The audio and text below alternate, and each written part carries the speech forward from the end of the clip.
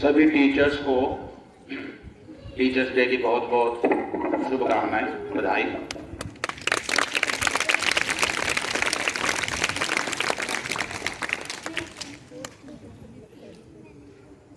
देखो, व्यक्ति के जीवन में, हर व्यक्ति के जीवन में टीचर्स की एक अलग ही भूमिका है। हम भी पढ़े और टीचर्स भी कहीं ना कहीं शिक्षा प्राप्त की, सभी ने। और जीवन में बहुत से टीचर्स आते हैं। कोई व्यक्ति सारी उम्र एक ही टीचर से तो पढ़ता नहीं, लेकिन कुछ टीचर्स ऐसे जरूर आएंगे लाइफ में, आपके भी, हमारे भी आए, सभी के आते हैं, जो अपना एक प्रभाव छोड़ते हैं। अब टीचर्स के बारे में बहुत कुछ कहा गया, बच्चों ने इतनी शुभकामनाएं दी, तो हम टीचर्स की भी जिम्मेवारी है कि हमें जिस रूप में समाज देखता है, क्या हम समाज की उसको सोटी पर खड़े उतरते हैं। कबीर जी ने तो टीचर्स के बारे में बहुत कुछ कहा। गुरु गोविंदो खड़े, सभी ने सुना होगा ये, काके लागो पाए बलिहारे गुरु आपने जित गोविंद नहीं होता। यानी अगर गुरु और भगवान साथ साथ खड़े हों और व्यक्ति सोचे कि मैं पहले किसके चरण स्पर्श करूं, किसको प्रणाम करूं,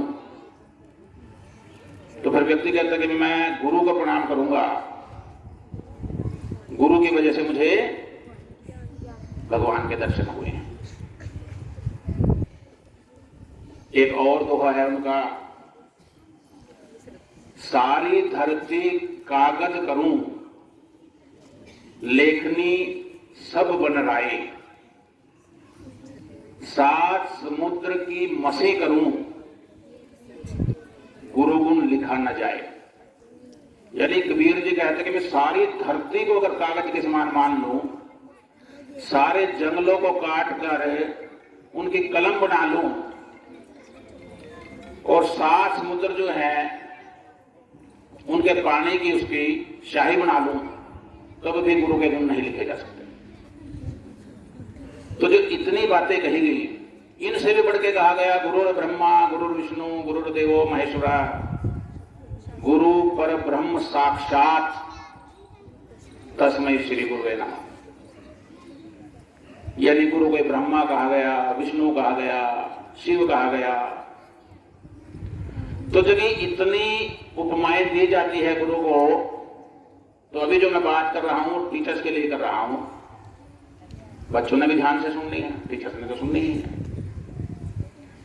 तो जब गुरु का सम्मान इतना है, तो गुरु का ये कर्तव्य जरूर बनता है कि शिक्षक दिवस पे एक बार अपने बारे में भी जरूर सोचे कि क्या हम वाकई ही उन कर्तव्यों को पूरा कर रहे हैं जिनकी हमसे अपेक्षा की जाती है।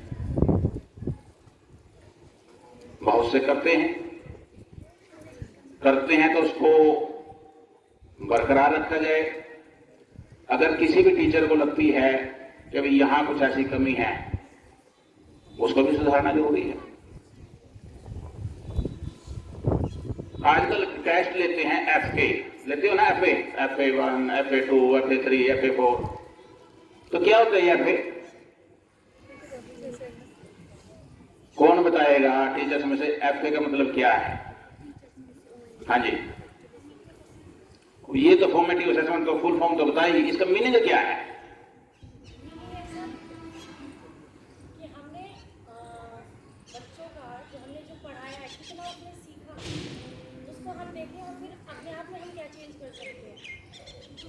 वेरी गुड, क्लैपिंग करो। देखो ना, जो फॉर्मेटिव असेसमेंट है, रचनात्मक मूल्यांकन इसको बोलते हैं हिंदी में हम। इसका मतलब ये है कि जब हम बच्चे को पढ़ाते हैं, पढ़ाने के दौरान लगातार बच्चों की निगरानी करनी है। जो कुछ हमने पढ़ाया उनको कितना समझ में आया, ये बच्चों के साथ साथ शिक्षक के लिए भी है। बच्चों की असेसमेंट तो है ही है, शिक्षक की अपनी भी असेसमेंट है। शिक्षक को लगता है कि 30 बच्चों को मैंने पढ़ाया, 30 में से केवल 10 बच्चे ऐसे हैं जो काम को सही ढंग से कर पाए, तो शिक्षक ये राय ना बना ले कि बाकी 20 को कुछ भी नहीं आता, बल्कि शिक्षक ये सोचे कि मेरे पढ़ाने में क्या परिवर्तन हो सकता है, या मैं अपने पढ़ाने में क्या परिवर्तन कर सकता हूं जिससे और ज्यादा आउटकम आए। ठीक है ना जी। तो इसका मतलब ये है कि बच्चों के साथ साथ ऐसे हमारी अपना भी मूल्यांकन है, अपना टीचिंग मेथड हमें चेंज करना पड़ता है। एक तो बार बार बच्चे को उठो मत भाई, अभी आराम से बैठो सभी।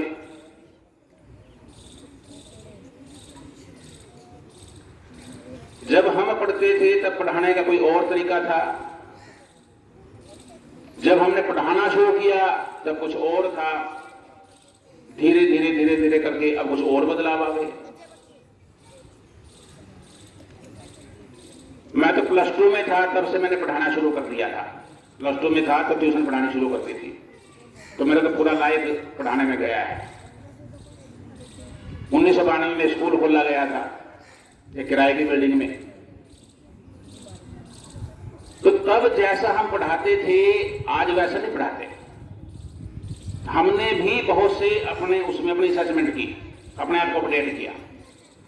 तो टीचर अगर कोई ये समझता है कि उसने जो कुछ सीखा है वो काफी है, तो वो सही नहीं है। हमेशा अपने आप को अपडेट हमें करना पड़ेगा, नया पढ़ाने का तरीका ढूंढना पड़ेगा, तभी हम समाज के साथ या बदलते हुए परिवेश के साथ कदम से कदम मिलाकर चल सकते हैं। और 2-3 छोटी छोटी कहानियां सुनाऊंगा। पहले टीचर्स के लिए है, पहले भी शायद सुनाई है, फिर भी सुनाऊंगा। लगभग 166-67 साल पहले की बात है। अमेरिका में एक बच्चे का जन्म हुआ। वो बच्चा बड़ा हुआ, स्कूल जाना शुरू किया। स्कूल जाने के बाद कुछ दिन के बाद उस बच्चे को उसके टीचर ने एक पर्ची दी लिख के और कहा कि अपनी मम्मी को दे देनी। बच्चा घर गया, बच्चे ने अपनी माँ को कहा कि आज टीचर ने मुझे दिया हुआ कुछ लिखा हुआ और आपके लिए भेजा है। माँ ने उसको बोला, पढ़ने लगी। पढ़ते पढ़ते माँ की आंखों में आंसू आने लगे, रोने लगे। बच्चा छोटा था, अबोध था। उसने पूछा, भी आप रो क्यों रहे हो? अब माँ जो होती है ना, माँ शब्द अपने आप में बड़ा परिपूर्ण है। कई बार वो बच्चों को झूठ भी बोलती है बच्चे के हित के लिए। तो माँ ने कहा कि बेटा इसमें लिखा है स्कूल के टीचर्स ने कि हमारा जो स्कूल है वो इस लायक नहीं है कि आपके बच्चे को पढ़ा सके। आपका बच्चा बहुत बुद्धिमान है। बच्चे ने सच मान ली बात। बच्चे के दिमाग में बैठ गई बात कि बुद्धिमान हूं। जो छोटी एज में बच्चे के दिमाग में जो बैठ गया वो हमेशा के लिए रहता है। बच्चा बड़ा होने लगा। मां ने बच्चे को घर पे पढ़ाना शुरू किया। वो बच्चा बड़ा होकर के एक बहुत बड़ा साइंटिस्ट बना। बता सकते हैं क्या नाम था? नो। पाणिनि की भी कहानी सुनाऊंगा और दूसरी है। और कोई पहले सुनाई है ये बात? कौन बताएगा? हाँ जी, Thomas Alva Edison. Thomas Edison. इस कहानी के सुनाने का मकसद क्या है? एक तो बच्चे के दिमाग में जैसा हम डालेंगे, अगर उसके दिमाग में बैठ गई, हमने डाल दिया कि बच्चा नहीं पढ़ता, कई बार वो नेगेटिव डायरेक्शन में भी चला जाता है। फिर जब वो वैज्ञानिक बन गया, उसकी मां का देहांत हो गया। बाद में एक दिन उसने अपनी अलमीरा खोली तो वही लेटर, वही पर्ची उसके सामने आ गई। उसने खोल के उसको खुद पढ़ा। अब वो वैज्ञानिक रोने लगा क्योंकि उसमें लिखा क्या था? उसमें लिखा था भी आपका बच्चा मंदबुद्धि है, बेवकूफ है, ऐसे बच्चे को हम नहीं पढ़ा सकते, इसको कुछ समझ में नहीं आता। और वो वैज्ञानिक क्यों रोया? इसलिए रवि मेरी मां ने मेरी लाइफ बदल दिया। तो ये कहानी तो टीचर्स के लिए थी। जब बच्चों के बारे में हम एकदम से कई बार कोई राय बना लेते हैं, उससे बचना है। और बच्चों के सीखने का क्या है? आप सभी, हम सभी मनुष्य जो है इस संसार की सबसे श्रेष्ठ रचना है, इस ब्रह्मांड की सबसे श्रेष्ठ रचना है। हर बच्चे में, हर व्यक्ति में कुछ ना कुछ गुण है, जरूरत है उसको सही दिशा देने की। जो आप सब बैठे हैं सभी काबिल हैं, लेकिन आप अपनी ऊर्जा को, अपनी एनर्जी को खो कहां रहे हैं, वो देखना है। कई बच्चे मोबाइल खेलते हैं। मोबाइल का अभी जिस स्टेज में आप हो, आपके लिए कोई औचित्य नहीं है, कोई जरूरत नहीं है। केवल आप अपना टाइम वेस्ट करते हो, तो उससे बचना है। यहां पढ़ने के लिए आते हो, माँ बाप पढ़ने के लिए भेजते हैं, माँ बाप को इतना पैसा खर्च करते हैं, उनकी भी कुछ अपेक्षाएं हैं, में भी कुछ उम्मीद रखते हैं, तो उसके बारे में सोचना है। अब कितने बच्चे ऐसे हैं जो भाग्य पे विश्वास करते हैं, वो हाथ खड़े करेंगे। बच्चे कहते हैं कि भाग्य बहुत कुछ है, नहीं मानता भाग्य को। ये पिछले कहानी सुनी है इसलिए हाथ में नहीं उठाए। एक और कहानी है बच्चों के लिए, लगभग 2500 साल पहले की बात है, ये 500 BC की। पहले आश्रम हुआ करते थे, आश्रम में स्कूल लगा करते थे, गुरुकुल बोला करते थे उनको। तो ऐसे ही एक शिक्षक पढ़ा रहे थे, तो एक बच्चे का ध्यान पढ़ाई में नहीं था, वो बार बार इधर उधर देख रहा था। आज भी करते हैं क्लास में, बहुत से बच्चों का ध्यान नहीं होता। तो गुरुजी ने उसको बुलाया, उसको डांटा, उसको कहा ध्यान से सुनो जो मैं कुछ कह रहा हूं। थोड़ी देर बाद फिर वो इधर उधर देखने लगा। तो गुरुजी ने उसको अपने पास बुला के कहा कि बेटा अपना हाथ दिखाओ। उसने हाथ दिखाया। तो गुरुजी ने कहा कि बेटा आपका दोष नहीं है, आपके हाथ में वो रेखा ही नहीं है जिससे तुम्हें शिक्षा आएगी। बच्चे को बड़ा महसूस हुआ। उसने कहा कि गुरुजी अगर वो रेखा होती तो कहां होनी चाहिए थी? गुरुजी ने हाथ में निशान लगा दिया कि यहां एक रेखा होनी चाहिए थी। वो बच्चा गुरुकुल की रसोई घर में गया, वहां से चाकू उठाया और उसने चाकू से अपना हाथ काट दिया वहीं जहां वो रेखा होनी चाहिए, रेखा बना दी चाकू से काट के। गुरुजी के पास गया, बोला कि अब मैंने रेखा बना दिया, मैं पढ़ सकता हूं। तो कई बार शिक्षक भी गलत हो जाते हैं। गुरुजी को एहसास हुआ अपनी गलती का। उन्होंने बच्चे को गले लगाया, उसको कहा बेटा तो बहुत महान व्यक्ति बनेगा। और वो व्यक्ति भी भारत से ही थे, एक महान व्यक्ति बने, बहुत बड़े विद्वान बने संस्कृत के। क्या नाम था उनका? उनका नाम था पाणिनि। संस्कृत की पुस्तक लिखी उन्होंने अष्टाध्यायी।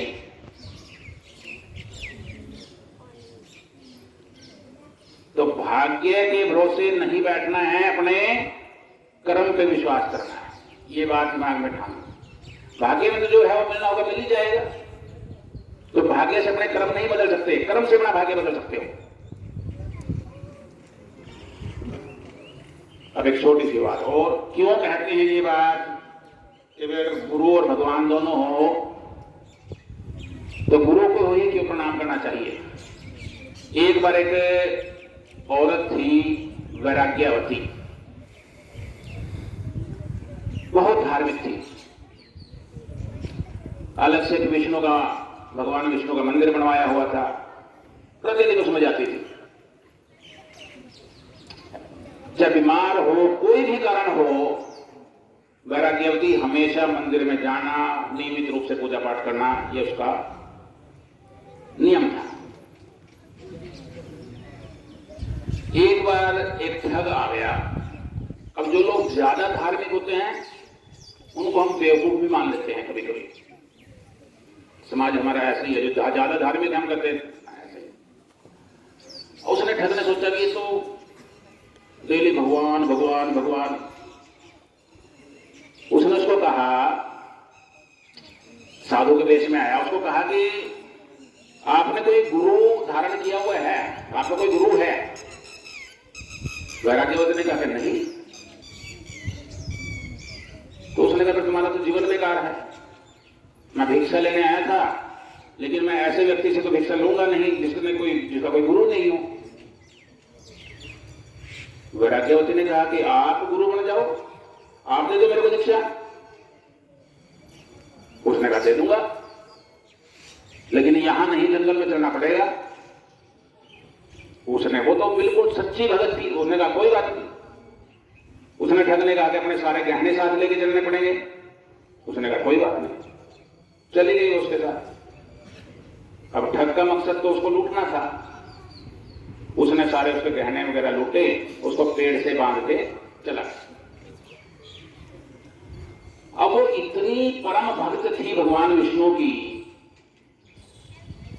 कि जब उसको बांध के वहां चला गया, अगले दिन पूजा नहीं हुई, उस मंदिर में कोई घंटी नहीं बजी, तो भगवान को भी एहसास हुआ कि कुछ गलत हुआ है।